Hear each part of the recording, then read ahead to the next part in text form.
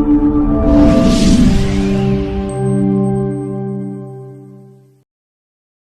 seated. Our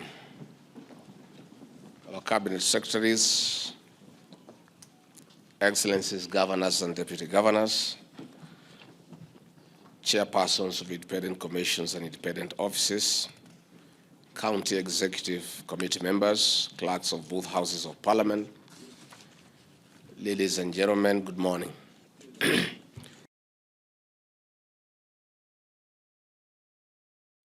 is with great honor that I welcome you to the 24th ordinary session of the Intergovernmental Budget and Economic Council. I wish to specifically welcome the newly appointed cabinet secretaries to IBEC, and more specifically the cabinet secretary for the National Treasury and Economic Planning, the Honorable John Bandi. Your leadership is vital as we work together to strengthen our country's fiscal policy for economic development. Our presence at this forum today highlights the critical mandate of IBEC in strengthening cooperation and consultation between the national government, county governments, and key agencies. These engagements are essential for spurring the country's equitable social, political, and economic development.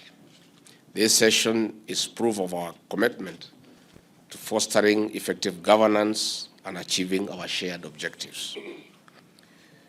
Excellencies, ladies and gentlemen, we have made significant progress in implementing resolutions from the 23rd ordinary session held on May 6, 2024. In line with the resolutions, my office organized an induction and capacity retreat of the Finance and Budget Committee of IBEC. This retreat resulted in key resolutions and proposals for further enhancing collaboration between the two levels of government. We will continue with other capacity building programs for other committees of IBEC for optimal performance. Additionally, my office convened an extraordinary session, which I chaired, to address delays in authorization of fund withdrawals from the County Revenue Fund, CRF, and the Integrated County Revenue Management System.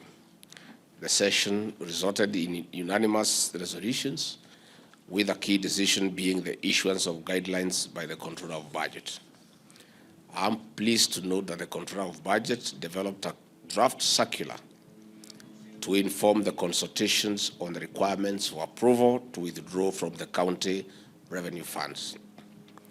These guidelines will be presented here today for your review and further guidance. During the extraordinary session, we made significant progress regarding implementation of the integrated county revenue management systems. It was resolved that counties will continue to maintain and operate their existing revenue systems while the National Steering Committee finalizes development of the new system and corresponding regulations. Excellencies, ladies and gentlemen, during our last meeting, we resolved to mobilize financial resources to onboard the remaining 19 counties on the Tax Administration Diagnostic Assessment Tool, TADAT program.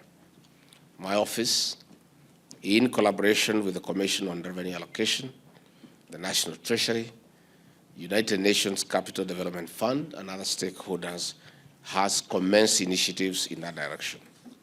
I'm also happy to note that, as reported during our last meeting, the CRA launched and gazetted the model tariffs and pricing policy in July.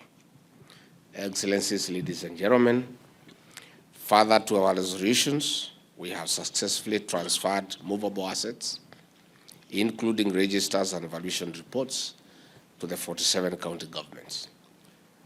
The IGRTC, in collaboration with NTSA, is facilitating the change of ownership of these assets.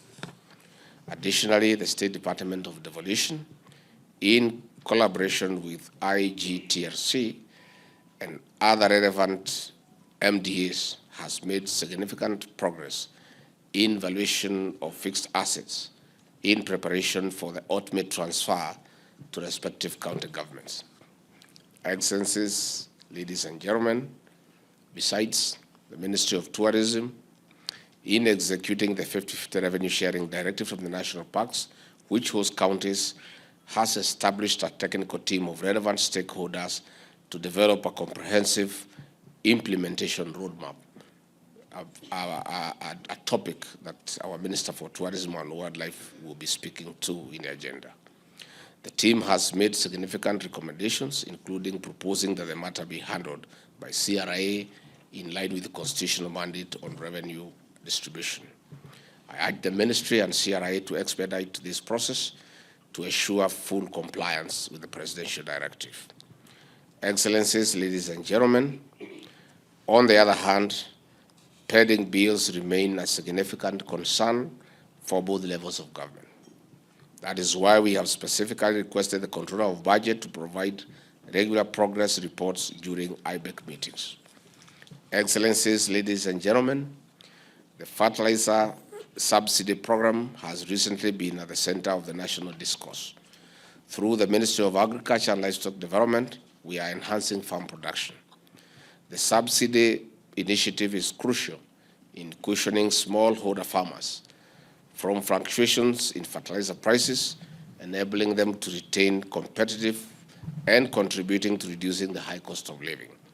Let me thank counties for their support in the last mile delivery of the fertilizer. I wish to state that our administration is committed to boosting and sustaining productivity in agriculture as per the bottom-up economic transformation agenda. Excellencies, ladies and gentlemen, in execution of the mandate of my office in overseeing tea, coffee, and dairy subsector reforms, we have made good progress in our determination to put more money in the pocket of the farmer.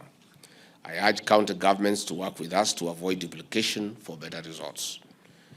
As we also work to anchor and strengthen governance in cooperatives, it is important to note that farmers in other key subsectors are facing serious exploitation from middlemen for lack of sector-specific societies at the grassroots. For instance, absence of cooperative societies in the avocado subsector contributes to expensive inputs. Farmers are missing out on economies of scale, extension services, as there are no joint trainings of agronomist visits, poor prices due to brokers, among other challenges. I would like to congratulate the counties of Murang'a, Meru, and now Laikipia for taking lead in organizing the avocado farmers into cooperatives. I want to throw a challenge to other county governments to borrow a leaf from the above-mentioned devolved units to benefit our farmers. They are all Kenyan farmers. Excellencies, ladies and gentlemen, in our focus of putting more money into the pocket of the farmer, it is imperative that we also harmonize cross-county policies to enhance trade. A cabbage farmer from Meru targeting Kajiado town will have to pay cess in Meru, Embu, Tharaka Nithi, Kirinyaga, Murang'a, Kiambu, Nairobi, Machakos, and Kajiado, a total of 9 counties. This not only eats into their profits, but also increases the cost of doing business.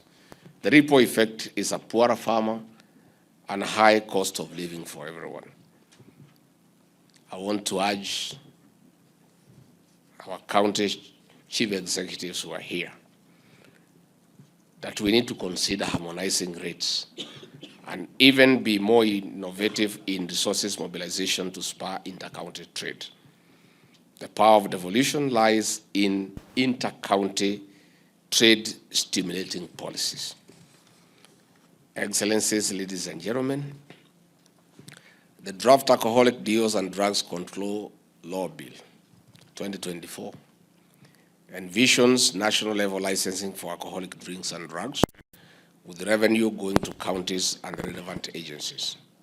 We continue to urge counties to work with other national government agencies in establishing rehabilitation units in level 3 to 5 hospitals to assist those affected by the illicit alcohol and drug abuse. I'll be engaging the COG Committee on Legal Matters on this aspect, where we are urging counties to consider agreeing that NACADA takes over licensing while the counties take the revenue. And this, in our view, will free governors from being held hostage by traders and bar operators. That is a conversation that we'll have with the legal committee to see whether we can agree on a common approach. This will also help us meet the Ministry of Health Directive of March 2024, requiring counties to establish rehabilitation centers in level 3 and above hospitals. Furthermore, we are working to develop the joint alcoholic drinks control law based on the successful model from Mount Kenya region, with plans to extend this framework to other counties. We are ready to collaborate with counties in addressing this issue comprehensively. Indeed, we convened a meeting between the Council of Governors Secretariat and key ministries, departments, and agencies to build consensus on this bill. Excellencies, ladies and gentlemen, as you are all aware, the rejection of the Finance Bill 2024 and its eventual withdrawal by His Excellency President William Ruto has presented both levels of government with unprecedented challenges in terms of fiscal space. This resulted in critical fiscal documents being withdrawn, while some at various stages of parliamentary approval. The voice of the people of the Republic of Kenya has been heard, and we must work collectively to move forward. Excellencies, ladies and gentlemen, to keep ourselves updated on the progress of key pieces of legislation, we have included a presentation from the Office of the Clerk of both Houses of Parliament in today's agenda. I'm also pleased that part of today's discussion will focus on the revision of budget estimates, DORA, currently before the Senate.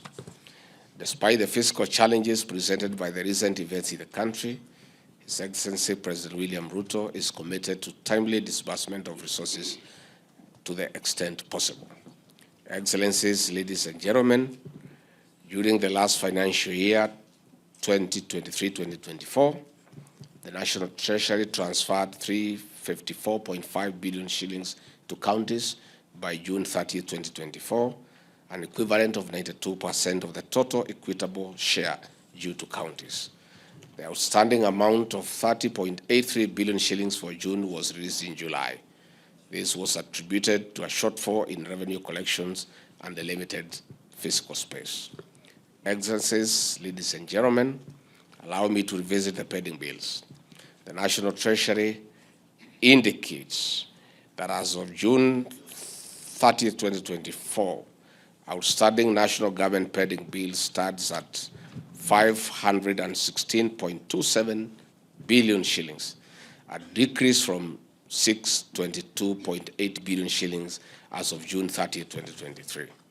Initial comparative reports for 26 counties show a significant reduction from 43.6 billion Kenya shillings to 33.9 billion Kenya shillings as of June 2024. We acknowledge this improvement, and I urge county governments to collaborate closely with the Controller of Budgets to implement recommended measures to effectively address this issue through our budgetary process. Finally, Excellencies, ladies and gentlemen, I reaffirm the commitment of our administration to advancing our shared goals through continued collaboration and effective governance. Let us leverage this session to address our challenges with determination and build on our successes with a unified vision. I look forward to your fruitful participation in this 24th ordinary session of IBEC. Asanteni sana.